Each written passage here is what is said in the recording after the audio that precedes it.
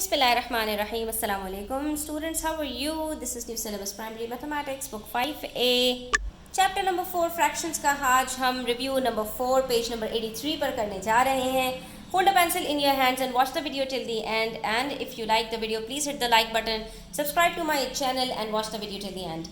तो जनाब यहाँ पे करना क्या है, बिल्कुल आसान सा क्वेश्चन है. क्वेश्चन देख के कभी ना घबराया करें, क्वेश्चन के ऊपर हावी हो जाया करें. डिवाइड करने का मतलब क्या है, एक न्यूमरेटर चाहिए, एक डिनोमिनेटर चाहिए, दो वैल्यूज चाहिए, एक ऊपर एक नीचे.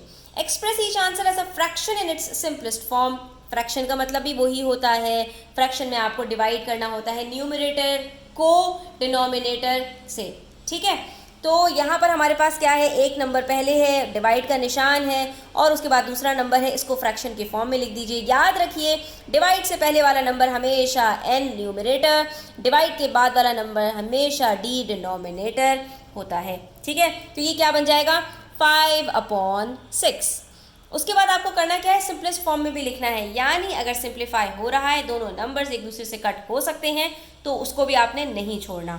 लेकिन यहाँ पर 5 और 6 दोनों अलग अलग हैं भाई, तो हमने इनको हाथ नहीं लगाना. नेक्स्ट हमारे पास है 2 डिवाइडेड बाय 4, तो 2 ऊपर चला गया, 4 नीचे चला गया. जाहिर सी बात है, जो पहले है वो ऊपर जाएगा, जो बाद में है वो नीचे जाएगा. लेकिन इन दोनों के अंदर ये सिंप्लीफाई हो सकते हैं. 2 के टेबल में 4 आता है, तो हम यहाँ पे सिंप्लीफाई कर लेते हैं. 2 1s are 2, 2 2s are 4. तो ये हमारे पास आंसर क्या आ जाएगा, 1/2.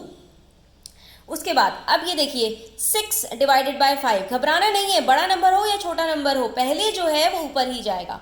तो आपने 6 को ऊपर लिखा और 5 को नीचे लिखा. ये अगेन सिंप्लीफाई नहीं हो सकते, क्योंकि एक दूसरे के मल्टीपल्स और फैक्टर्स नहीं है.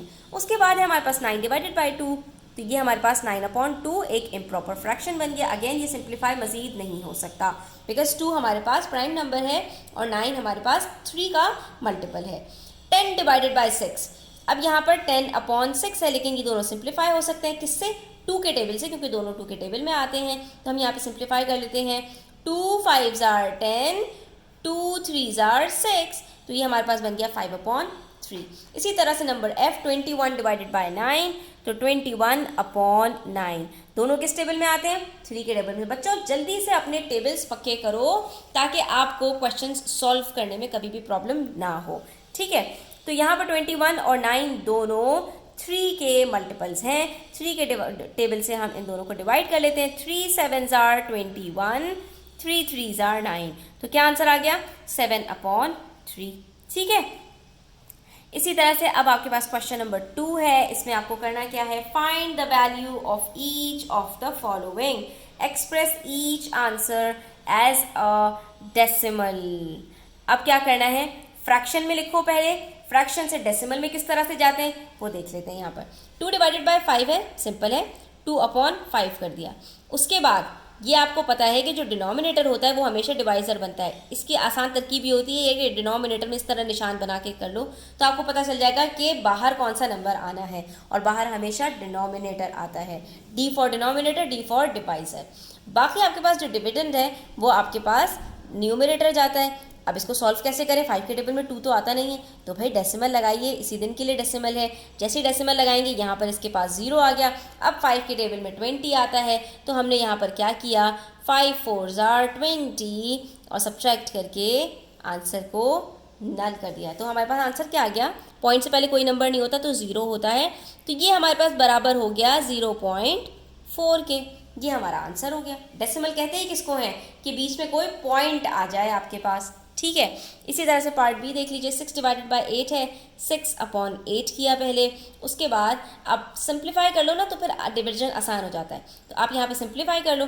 ये दोनों जो है वो 2 के टेबल्स में आते हैं. 2 3s are 6, 2 4s are 8, 3/4 हो गया. ठीक है, अब यहाँ पर आपने डिवीजन करना है, और नीचे कौन सा नंबर है, 4, तो वो बाहर आएगा, ये अंदर जाएगा.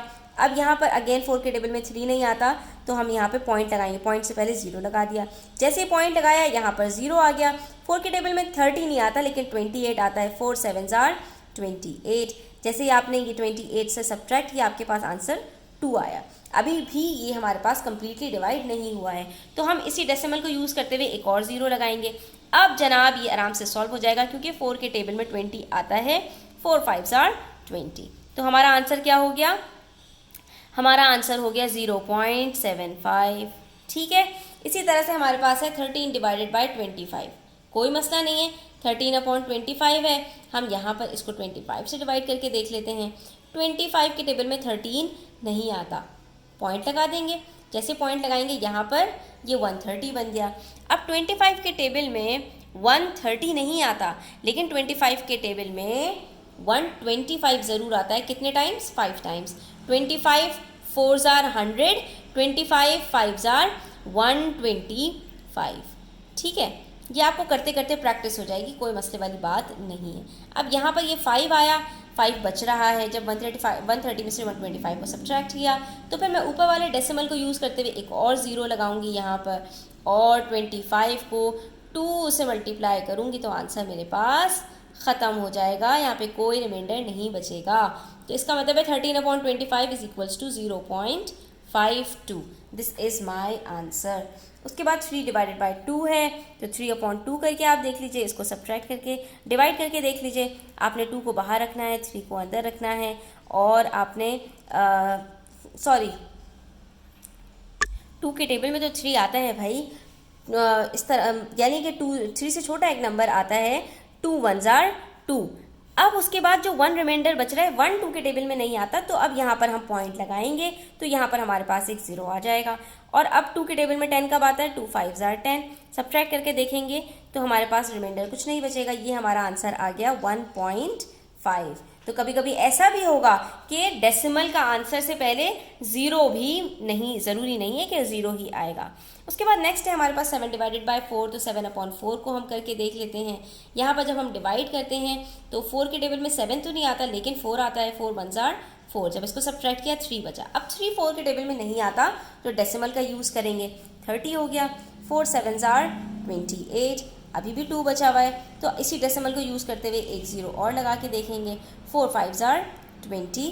अब ये ख़त्म हो गया, कोई रिमाइंडर नहीं बचा, तो हमारा आंसर क्या है? 1.75, ठीक है। कितना आसान है।